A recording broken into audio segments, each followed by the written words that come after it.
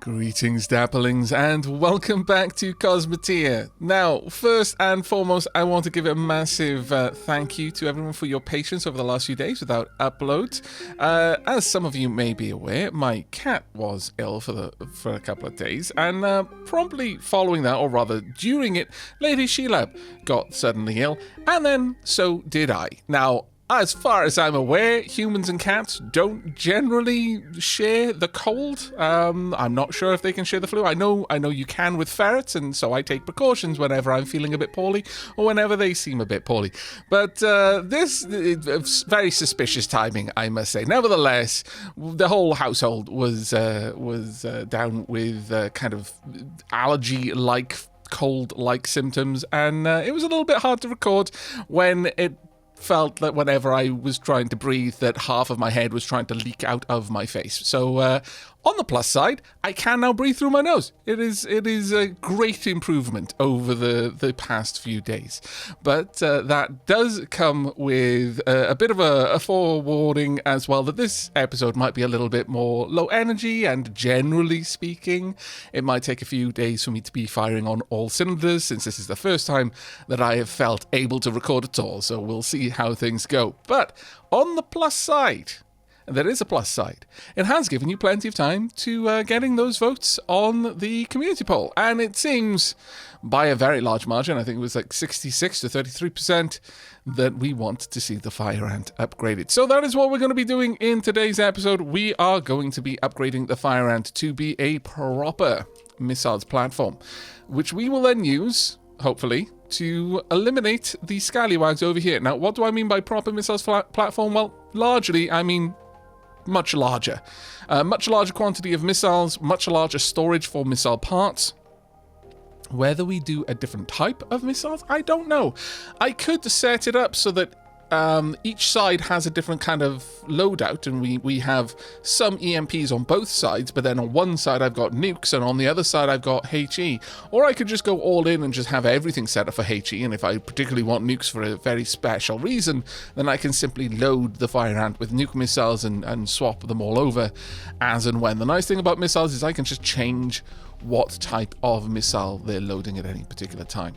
Now, this is going to require a couple of modifications, but mostly the modifications are going to be done in this central column here. I don't really see too much need to change anything else, hopefully. We will see how that all goes, so let's just have a quick look. Right, we're going to need to upgrade the bridge. At the very least, I'm going to need to upgrade the bridge. So for now, I imagine we could afford to go with having two bridges of the same size, rather than going all the way up to the bridge. So rather, two control rooms. I call them all bridge, I do apologize. But we could have two control rooms instead of a single bridge, and that will save one crew member to operate it. I think we're probably going to want to expand out our engine sections. We might even want to change up the thruster array, especially at the front. I'm pretty happy with the point defense as it sits. Ideally, this ship isn't going to be getting too close to the fighting. It's going to be standing off and just dumping ridiculous amounts of missiles out and having them do the fighting for it, rather than having to get close enough to actually be in any particular danger itself. That being said, we have seen the Fire Ant take some fire, generally from missiles themselves, but not enough for me to really worry about it as yet. So with all of that said and done, we're going to need to start separating out this ship. There we go.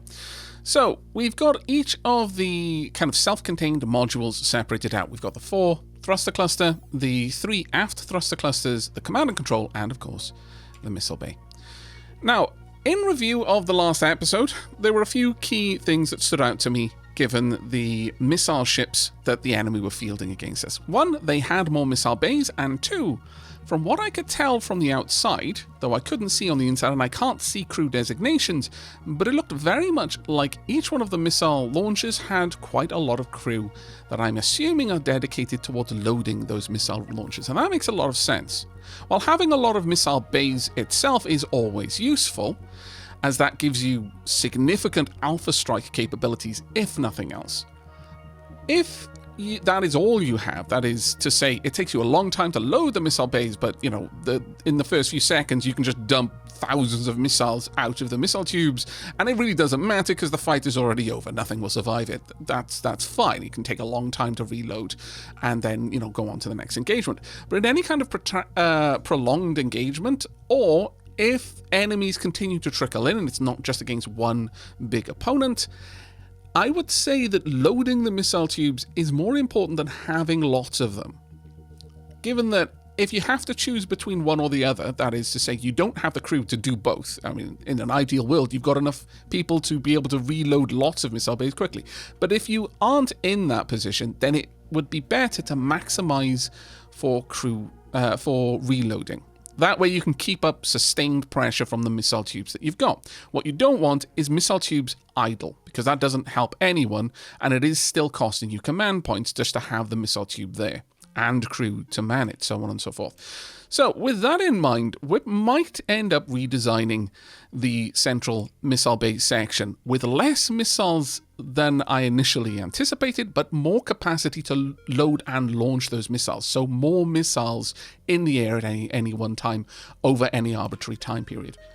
The other thing that really struck me is I've got a single reverse thruster.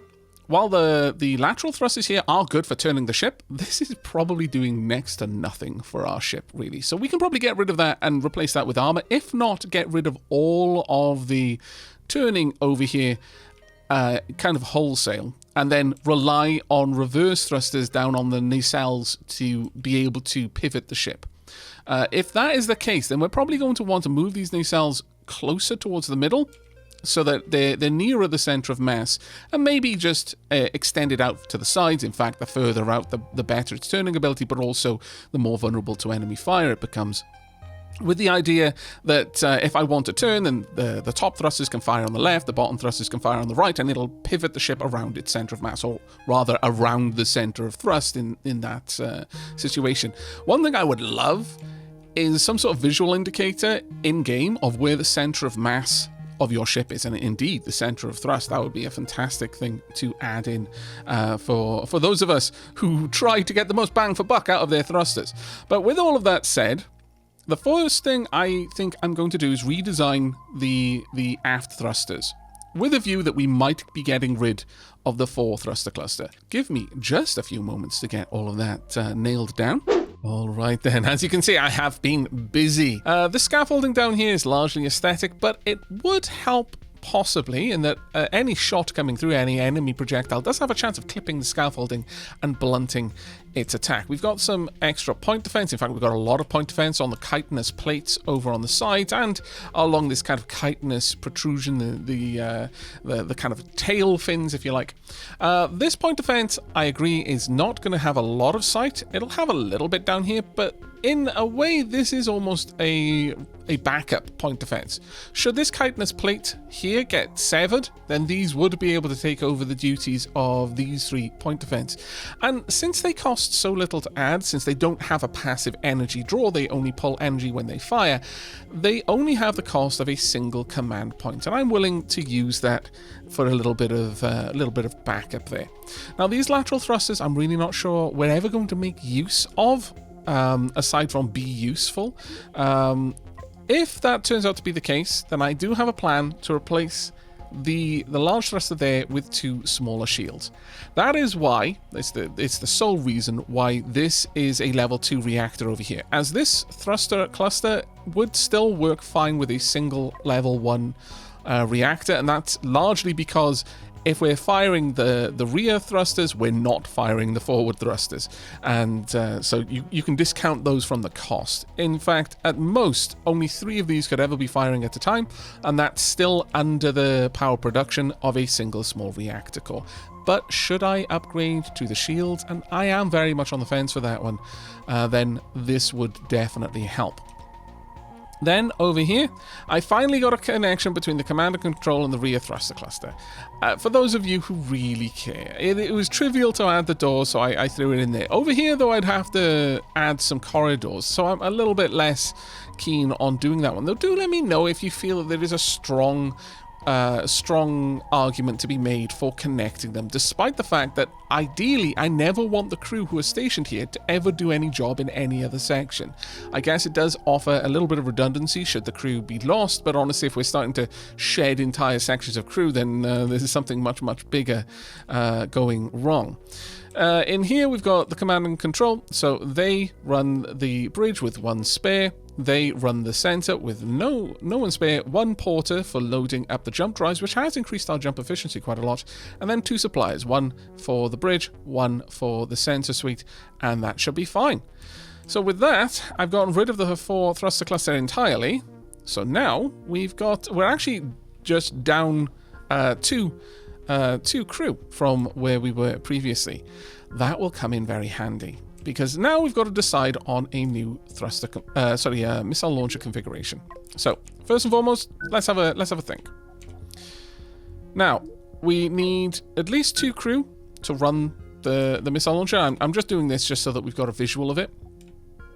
And ideally, at this point, we just need to accept that efficiency is everything when loading the missiles. We want these being loaded aggressively, fast and furious. So in that regard, let's go ahead and pop down a storage right next to the missile launcher. This gives us the most rapid response possible. This is still only 2 crew though. So in the event that there was missile parts here and each tile can hold 10, each missile requires 4, so that's only 2.5 reloads. Now let's assume that this is, I'm not sure how long it takes a crew member to walk across a single block. However, let's just use seconds as an arbitrary time unit. So every second, we've got 2 missile parts being brought across. That means we can only fire a missile every 2 seconds. Or if it's only half a second, it's every 1 second we can fire a missile. But that's only if the ammo is here. If they have to walk further, then it takes them longer, and eventually they'll run out of all of this. I don't think 2 people supplying it is enough. That being said, 6 people supplying it might be a bit too much. We could pop in 6, and that is going to give us a lot more supply potential. That means that every second we'll be firing 1.5 missiles, or every 0.5 seconds, depending on how fast crew can move across rooms. Though it will be at 50% move speed because it's across rooms and not a corridor. But I'm starting to feel that this is where we need to be. We need 6 people loading each one. That would give us probably 2 people per missile, which means that 2 full trips would reload the entire missile bay. So 2 suppliers moving parts would, in 2 trips, completely reload a single missile. So if we had 6 people doing it, then that's the entire missile launcher reloaded in 2 trips. I think this is probably where we need to be. This is a lot of people, though. So if we had something like this, just to make it as compact as we possibly can, that would be our missile section. A dedicated storage, crew to load it, crew to operate it, 8 crew in total. That means with 80 crew, we would only be able to fire 10 of them, but we would be able to reload them about as fast as it is possible to reload them. And that does still leave us enough room, I think. Given this, let's have a quick tally. We've got 6, so 12. We've got an extra 4 down here, so we're up to 16. And if we assume that all of these are set up, that's 28, that's 30 crew. 110. I think we could make it work with 110. Yeah. I think that's what we're going to do. We're going to get 10 of these missile bays along the midsection and then cap it with a design very similar to this, possibly even just incorporating that design. We will forego the 4 thruster clusters. So all that remains now is for me to decide how we're going to fit this in and exactly how much storage we're going to keep. Bish, bash, bosh. There we go. The design has come a fair old way, both in changes since the original and in time. It's a day and a half since I started this build. I had to give my voice a little bit of a rest between the last section and this one, but I'm pretty happy with what we've finally gotten. I also feel pretty happy in particular about the scaffolding, which I think I've managed to squeeze into both a functional and an aesthetic role. Function in that it'll blunt some attacks, might catch a few shots that would have otherwise hit systems, and aesthetic in that it really does kind of pull the shape together. It looks like it makes sense, except for this little bit. I would have loved it if I could overlay it over the thrust sections, but alas, no. But this should not impede our missile launches at all, and the missile launches themselves have a little bit of extra armor. Now, the crew complement is, as I mentioned, 110. I have gone ahead and I've popped in two fairly close together jump drives. Now, this does not help the efficiency. The efficiency is garbage, or only 58%, but it does give us a lot of storage, so it should still work. Adding one up here meant that I would have to have porters, I'd also have to have power, and right now the 4 section is just missiles. And if all of this blows up, well, then this part is going to become very, very speedy and we'll probably be able to just jump away. That is my hope, at the very least. Now, a couple of small tweaks here and there. I had to shave a little bit off the kind of carapace armor just to make missile launches a little bit better. But in all things said and done, this is more or less as I set out to design it. 110 crew, we've got 80 responsible for loading the missiles. I'm hopeful that these are going to be loaded really, really quickly. Because HE missiles stack to 10, we've got in any section here about 120 missile components for each missile launcher. In total, between reloads, let's say a single engagement, and we deplete from completely full storage to nothing, we will have launched 300 missiles. Hopefully we can do that really quickly. Maybe we can do that and then jump out and then come back, depending on the Hercules. I think we're going to need to update the Hercules reserved cargo spots to allow it to carry a lot more HE missiles to make that a possibility. But it's something that we can look forward to. The big takeaway from this, though, that I'm really surprised with is not only can we straight up afford this right away, but we're going to get significant amounts of stuff back from this. That I was not prepared for. But anyway, I've dilly-dallied long enough. I've made you wait long enough. Let's go ahead and make it so. There we are. Now then, let's have a look at you. All sorts of bits and bobs. Gubbins aplenty all over the place. Let's get the Hercules down here on the topic of the Hercules. Hercules, I need you to pick up everything that just got dumped. In addition to that, I strongly suspect that what we're going to want to do is pull everything off the Fire Ant and then reload it specifically. And that will come after I have designated what should go where. So let's have the Hercules also transfer resources, everything off the Fire Ant. Let's get every little tiny thing out of its cargo capacity. There we go. What? Oh, I was a little bit worried. Why is the Hercules charging up its drum drive? It's fine. It's fine. It wasn't the Hercules. It was someone nearby. However, as said, we're going to need a lot more storage space. I've already designated that down there. This is just purely for HE. I'm thinking of doing the same for... Well, actually, I've already got EMP. Maybe some nukes? Actually, no. I don't think we need to specifically designate these ones. So I'm going to turn off mirror mode and I'm just going to take that away. That can just be for general storage. Now, this is going to require that the Hercules spend a lot more time gathering materials. Missiles are a lot more expensive to make than ammo, as you might imagine. Sulfur is fairly ubiquitous. We can find it anywhere. And iron isn't too bad, though it is a little bit harder to get than sulfur. The big problem is that missiles require a lot more space. Double the space for the equivalent amount of missile parts. And we use 4 of them per shot. That's the big kicker. The amount of missiles we need to use per shot is the real problem there. Right, well, let's head on over to the Fire Ant and actually start setting things up. So whilst they're transporting everything across, I'm going to start designating out where things are meant to go. For example, we only want missiles down here.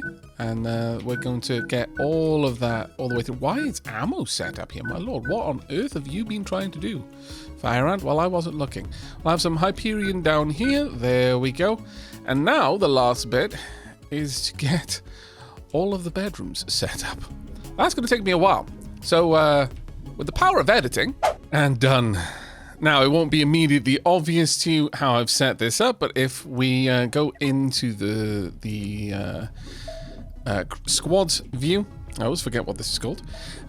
We have got, first and foremost, depending on the section, all of the bunks in that section are designated to use the fire extinguishers in that section, which is why this is so hard to follow. I apologize for that, but it's the best way to make sure the fire extinguishers get used. We'll start from the top because this is a little bit easier to look at.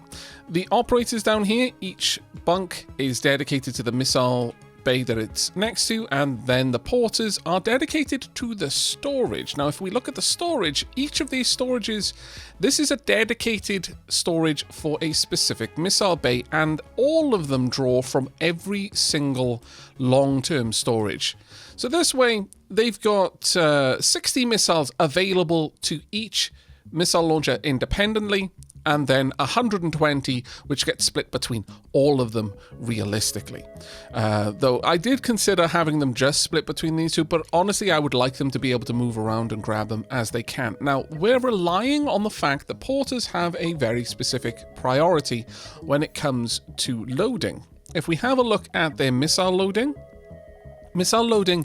is a 7, so they will prioritize loading the missile. If there's a space available in the missile launcher, they'll prioritize loading that missile in there before they consider moving resources around. This is actually a very, very low priority, the lowest that they have. So they're not going to worry about grabbing one missile part and then moving it up into the storage. If this missile launcher is waiting for a missile part and there's one available, they'll do that first. So that's the way that is all going to play out over there. Now down here, it's equally a little bit of a mess. But looking at the energy, it pretty much as before. The large reactors are supplying the thruster clusters, all the point defense, and in this case, the jump drives. This one is just purely supplying the control room and the center, which is drastically more power than it needs, but you know, it is what it is. Down here we have a single, I was so close to putting this as a medium as well, just to maintain the symmetry. You have no idea how hard I had to resist. But we really didn't need that with only these three and the point defense. So that one is only supplying these. And in terms of the bunks themselves, now again, this is a little bit of a mess. What I've got for each thruster cluster is a dedicated supplier to that engine room.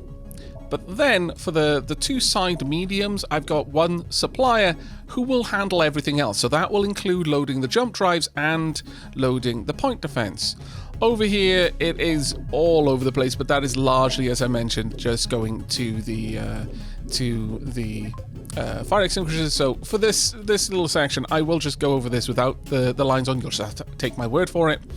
We've got each operations room, 2 bunks each, 2 for the scanner, 2 for the bridge. That means we'll have one left over, or one operations personnel left over at the top. 1 supplier each, so dedicated supplies there. The porters, they're just available to move things as and where. They are specifically told to man all 4 of the jump drives. They are not going to care where the Hyperion is. They're just going to grab it from either side and load it in as necessary. That way we're going to avoid from being jump locked, which is always something I'm a little bit worried about. But that is it. That's everything we need. Now I just need to fill it up with crew, which is a lot more of a potch than you might imagine. Also, I kind of need to fill it up with cargo. Neither of these things are going to be super fun to watch, especially because I strongly suspect I'm going to need to send the Hercules off to make more missile parts, but when you come back, we're going to have a fully loaded fire ant and a fully crewed fire ant to boot. The Hercules will no longer be fully crewed. The Hercules will be crying in the corner. Rip Hercules. And welcome back. After a little trial and tribulation with the Hercules, the poor Hercules, oh my lord, I know I said it was going to be crying in the corner. I didn't realize how much it would be crying in the corner. Skeleton crew is so much of an understatement, it's almost laughable at this point. Not even all of the systems can be active. This whole front thruster cluster doesn't have anyone running it. The Hercules has been significantly downscaled in its capabilities. That being said, it's kind of a testament to the Hercules that it can still work within the role that it's got. I mean, granted, it doesn't do anything quickly at the moment, but it does get things done, which really can't be overstated how impressed I am with that. Now, as for the Fire Ant, we have a completely full storage now of missiles. Now, this is going to explode spectacularly. It'll be like an explosion in a fireworks factory if anything manages to damage it. So let's hope that nothing does. But as it stands, the Fire Ant has about 300 missiles worth of munitions aboard. Actually, a little bit more than that because each of the missile launchers is fully loaded as well. So it is finally time for us to take out our ships and see what they can do. Now, we're not going to jump straight into the base mission. That would be dumb because we genuinely don't know what they're capable of yet. So I think we're going to bring the Fire Ant down here and we're going to have a look at what it can do. Now, yes, that does mean that, unfortunately, the Fire Ant is quite likely going to expend some of its rather important stock of missiles, but it is what it is.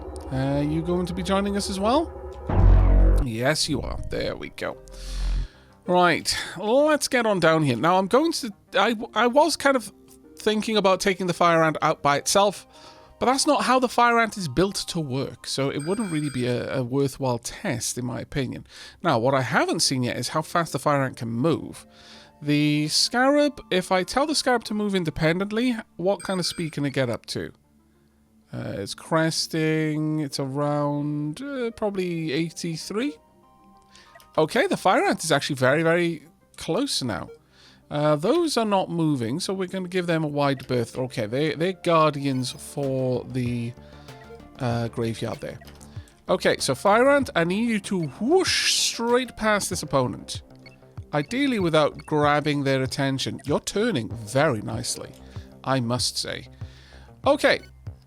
Right, so I'm not liking what I'm seeing. Also, Fire Ant, I would like all of your missile systems to be set to only target what I tell you to. I want to be strategic with this as much as I can be, because missiles are expensive to make. They're also expensive to store. They're expensive to move around the ship. Everything about missiles is expensive compared to something like an ion laser. So I don't want to throw them away at nothing. I want to be precision about this, and that means I want the Fire Ant to be in a better position before it engages. Let's try and swing straight past. Nice shot. Let's have a look. Didn't actually manage to get through, it doesn't look like, but you can keep up with that. Let's try and take out that Deccan as a priority, shall we? Additionally, I'm going to start your reverse thrusters in a moment. Now, start pulling back quickly. Now, Fire Ant, you're in position. Perfect. Want you to take out their thruster clusters. Well, not that they've got any clusters, actually. Then go for the missile systems. But primarily, I want those thrusters out of this fight. And to that end, I want you to be following behind. Let's line up and draw back. You don't need to be any closer than the max range of your missiles. There we go. You just follow behind. Stop burrowing through those thrusters at the back. This is how we're going to try and use the Scarab and the Fire Ant in tandem. Precision strikes on very critical subsystems with the missiles, whilst the Scarab soaks up some damage. Now, that has just taken out one super shield entirely. Bad news there, but we do still outrange the deck gun, which is glorious for us. Okay, we're getting some hits, though some missiles are careening off to the side there. They're turning back around. That's fine. We've taken out one of the big threats, so Dapper 1, want you to start focusing on the forward cannons now. Ooh, what the heck did I just do there? That was not what I meant to do. That being said, we could go for the ammo now it's exposed and just burrow straight down to the cockpit if we want to. We'd have to get a little bit too close for that. We don't outrange these by very much anymore. So I would kind of like you to pop these as you can. Now, the beauty of having the fire ant taking out the thrusters is that's going to give the scarab even better opportunity to back away. Right, we've almost broken these down. Fire ant, what are we focusing on right now? We're focusing on the missile launcher, the EMP launcher specifically. That's fine. I'm good with that. Take that out first, though. I really would like that to be unalived. Then I'm going to let you hold fire for a little bit. We'll see what kind of position we're in, because there's no reason to use the missiles to pick off unnecessary components anymore. I can let the scarab do that. This can no longer keep pace, I would imagine. Oh, yeah, it's actually doing a decent job. Can we get the scarab's boosters on? There we go. Let's just draw back. There we are. Now, if our missiles ever do get to the front, they get popped by the flak, but that's fine. We're doing exactly the same to them, so it only seems fair. Okay, there we go. We've taken out the missile. In fact, that's one of the downsides to the fire ant, is too much firepower. By the time we've destroyed the things we want to destroy, we've probably already deployed several other volleys of missiles, just because of how fast the fire ant can fire. Now let's have a look inside. The fact that all of these are reloaded, that these are already getting restocked, and we've only gone through some of our missiles, I'm actually really happy with that. It took me hours to redesign it. I know it doesn't end up looking like much once I've edited it all down, but it takes me a long while to puzzle through these things. And one of the reasons why I've kept you with me for so much of the redesign process with the fire, I know there's been skips and jumps between me actually laying down the plans, but discussing my plans for the very least, the missiles is very much something I didn't even play with in the demo. Back in the early days of the game, actually just being a free game you could download. I have never really played with missiles, so I have almost no knowledge of how to use them effectively. So I warmly welcome any advice you can offer. I desperately need it with missile systems, but overall I'm quite happy with what we just managed to do. Now, that being said, I would love it if the scarab could just head on down here and pop. What did you just shoot? There we go, perfect. If you could just position yourself such that you can pop these, that would be grand. About there will do. And I would like you to then just pop the cockpit if you're able to. This is not following us, even though it does have thrusters, and it could follow us if it really wanted. Oh my lord, that is amazing. So there we go. We've also cleared out this entire area back here. I don't believe either of these had missiles on them, sadly, so we're not going to be getting anything from that. But if this should ever manage to jump, I think it will. It's going to take a long time. Such a long time. Oh my lord. Anyway, I will bring you back when I've reloaded the fire ant and we're ready to press on with the base mission. I think that was a good enough test of the fire ant systems. I'm really happy with it, and what better way to show how happy I am than to get it destroyed in a most spectacular fashion. I very much hope that isn't the outcome, but I am prepared for it. Alright. We have got all of the contacts showing up. We've got a couple that are moving out. Those are the ones we want to focus on. Now, in terms of how we engage, what I would very much like to do is to get the initial strike with the scarab, draw our enemy out to us, and then have the fire ant swoop behind it. So ideally I'd like the scarab to engage and then simply turn around and run away. I know that sounds a little bit anti-scarab, but nevertheless I think it would be the right option. Yes, I know, I could call it retreat, I could call it an advance in the opposite direction, but no, we're going to call it what it is, and that is we're going to run away. We're going to try and bait them into a trap. We very much want them to think we're running away at the very least. Right. It looks like we might get the opportunity to engage from this side. So, Scarab, you move into position. And let's just see what happens. Oh, you tease. There we go. We've got a mark. So, railgun. Now then, Scarab, from there, what kind of range do you have? You should actually be able to do it. If we just scooch up, might even be able to pop one of the sides here. So just advance. There we go. That's good enough. I now immediately want you to turn around and leave. Right, that should follow through. Let's position the fire ant off to the side. There we go. Scarab just swings straight back. No, it's not coming. Oh. I'm a little bit surprised by that, I'm going to be honest. Fair enough.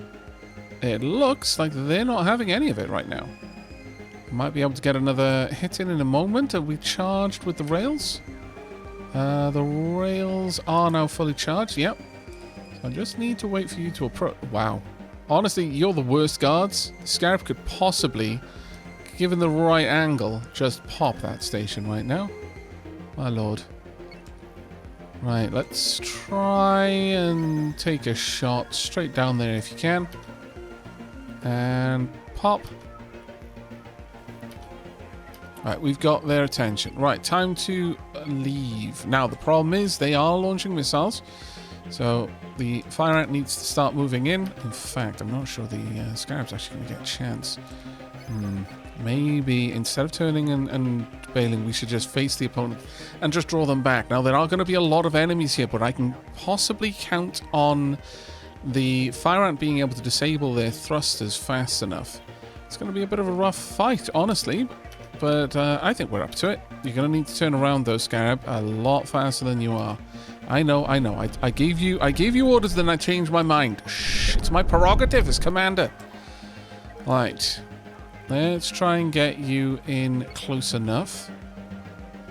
Now, missiles at this side may already hit the target, so go ahead and apply them over here. You just swing on by. That'll do. Scarab, are you able to disable this shield, I wonder? You might be able to. Yes, you are, and pop. Right, go. Okay, go for the other one, and start boosting backwards if you can. That would be ideal. We've almost taken that out. Notice I have also upgraded the disruptors. I said I would, and I did, and it actually looks like that's making a hell of a lot of a difference. I do apologize for not mentioning this earlier. It's actually a little bit hard to remember what I've talked about in the redesigns and what I haven't. But I moved the shields back. They still completely cover the super shield and the flat cannon, but this is allowing me to get a single disruptor in there. I didn't even need to increase the crew. The reason for that is that the disruptor only has one crew requirement. This one has 3, and I had 4 crew available for it, so we were able to just sneak that in there.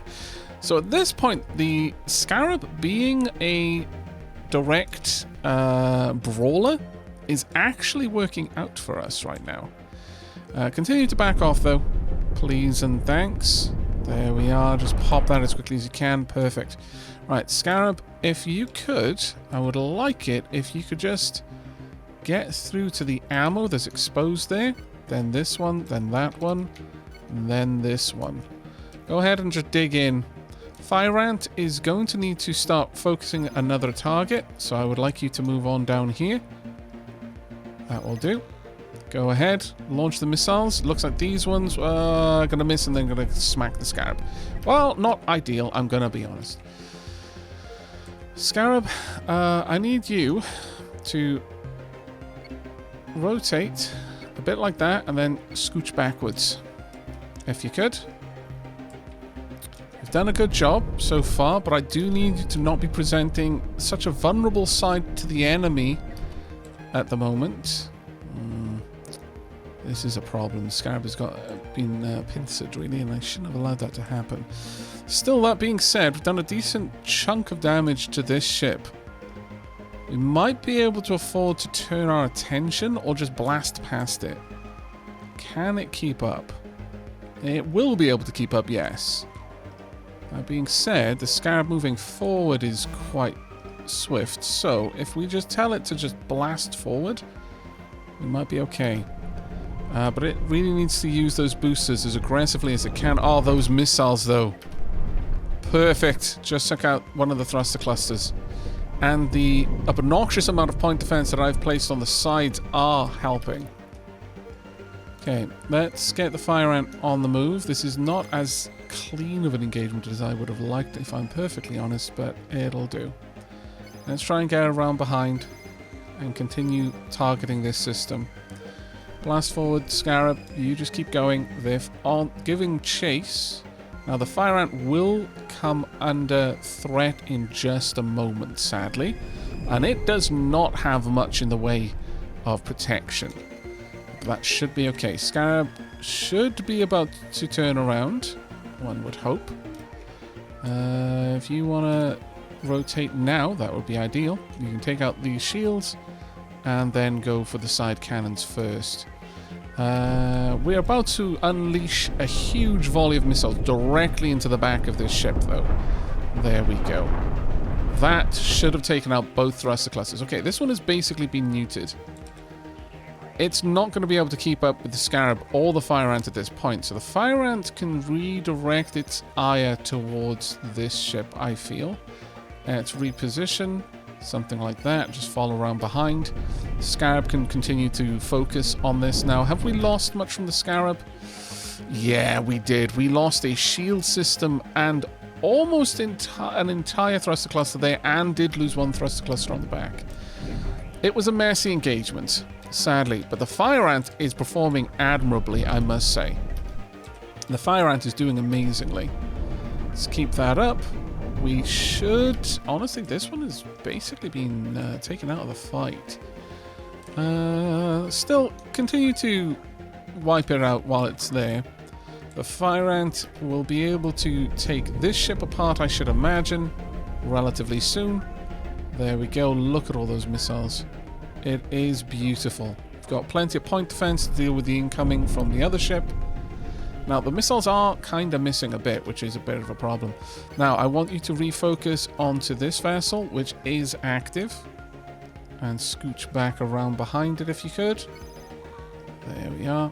About there, and rotate to face. Whilst the Scarab maintains distance. Right, Scarab, I now want you focusing on this opponent, if possible, as they are a bigger threat. We've already taken out... Oh, well, actually, no, we still haven't managed to break through that engine there, which is a bit of a pain, unless... Never mind, we now have. Ah, missiles are great.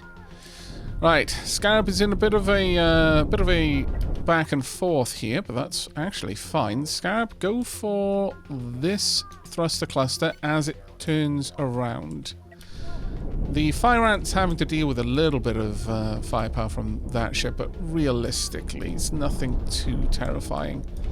Especially when it manages to turn. That being said, I do believe we've got a fire on the Fire Ant right now. Are we going to see the crew taking care of that? Are you going for the... Yep, they've already grabbed the fire extinguishers. Perfect. Let's get those done. And this is why we have doors. This, in particular, is why we've got doors in the clusters. If we hadn't had that there, then that whole thruster would be gone. Right, you're still able to engage, and that's because I'm not paying close enough attention. That's my bad. Let's move you back, and I'm going to give you specific engagement options. I wish there was a way... Oh, actually, you know what? Instead of doing it like that, let me just move you back over here and then tell you... Can I tell you specifically to target subsystems? No, it doesn't seem I can. It looks like what I would need to do is have the missiles on their own hotkey, which I guess I could do if I were to select all of them and control 1. I should now be able to target specific systems. So there we go, without having to move you. Just go ahead and wipe out. Well, actually go for the cockpits instead. It'll be easy for you to do. Whilst the Scarab continues to chase this opponent down. Missiles coming in, nice. Scarab should be able to pop that with a railgun shot. It did indeed. In fact, at this point, Scarab could try and railgun their bridge. I don't think they're going to get away from this. How much missiles have we got still? We've still got plenty. That shouldn't be a problem, and we're generally having our point defense facing the enemy, so it's going relatively well. That enemy has been popped. Perfect. Scarab, you can now refocus your attention on these two. And though I'm going to allow the fire ant to do what it wants, Scarab has now picked up the threat of the ship over here. They are now retargeting. Though I don't think it's going to make much difference. Alright, so after action report, messy engagement. I need to pay more attention. It's becoming more important that I actually slow things down and pay attention to positioning. I will probably, moving forward, focus on having the fire ant just move to a location and then target the weapon systems rather than having the fire ant target a ship and then engage. But right now, still learning how to properly manage them. Right, let's see. Are you still moving around? No, I believe you're probably a stationary target. Well, unfortunately, we're not going to be able to completely repair the fire ant, but we can probably get most of the repairs done on the Scarab, and the Scarab is all we're going to need to finish off a large part of the enemy. There we go. This thruster cluster is gone. We're going to need Tri-Steel to repair all of that. And get these sections of armor repaired, though, fairly easily. A little bit more armor over here as well. I may have to revisit the armor design that I've got now that there are new shapes. We'll see. There we go. Oh, and all of this as well. My lord. Scarab did take a bit of a pounding, didn't it? This is probably the most damaged it's been. But all things said and done, that wasn't too bad considering we're basically repairing from the carcass of our enemies. There's something quite poetic about that, I feel. Right, how about you? You can get a full repair straight up, but we have exhausted a lot of the missiles. Not all of them, though. I am very happy with the sustained fire from the fire ant, though. Very, very happy with that. Now, with this done, Scarab, what's your crew like? Because we definitely lost some. You lost 7 crew. That is lamentable. However, it does mean that the Hercules is still the one that needs the crew. The Scarab can completely operate 7 crew shy. 100%. Now, can I get you to just plink a hole straight through there from max range? About there, please. That'll do. Of course, you can take a shot there if you want. And there we go. Oh my lord, railguns are ridiculous. Actually offensively powerful. In the glorious way. It'll take a little bit of time to get that all set back up, but we don't really need to get any closer than this. There we go. Another one down. And, oh!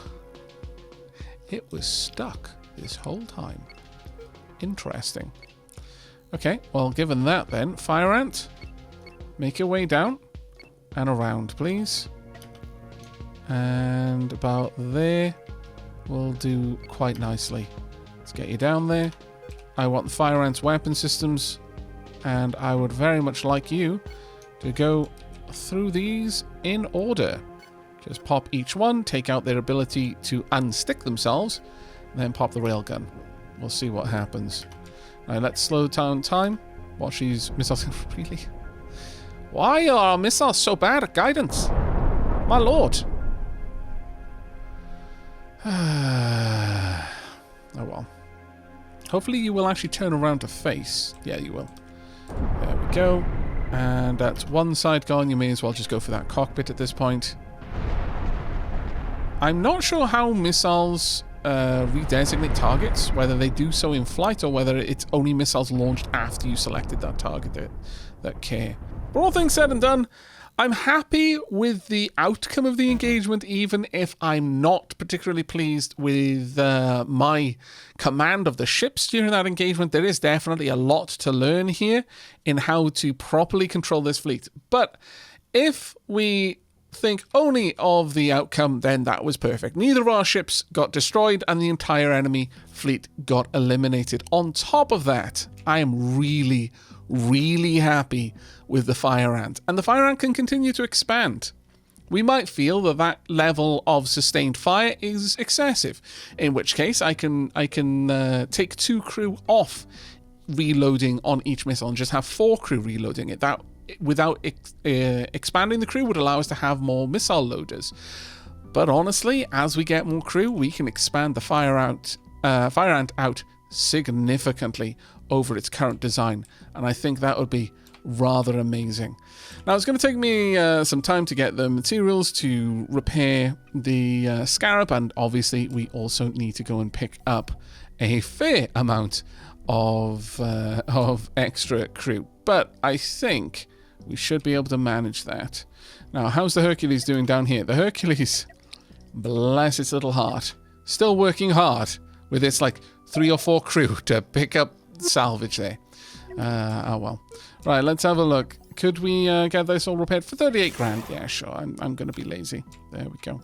Can we also recruit any more staff? Extra? No, we didn't get any extra fame. That is a big sad. Oh well. Let's go ahead and hire the crew. At least the Scarab is back to full crew complement. But I think that is the last real quest in this system.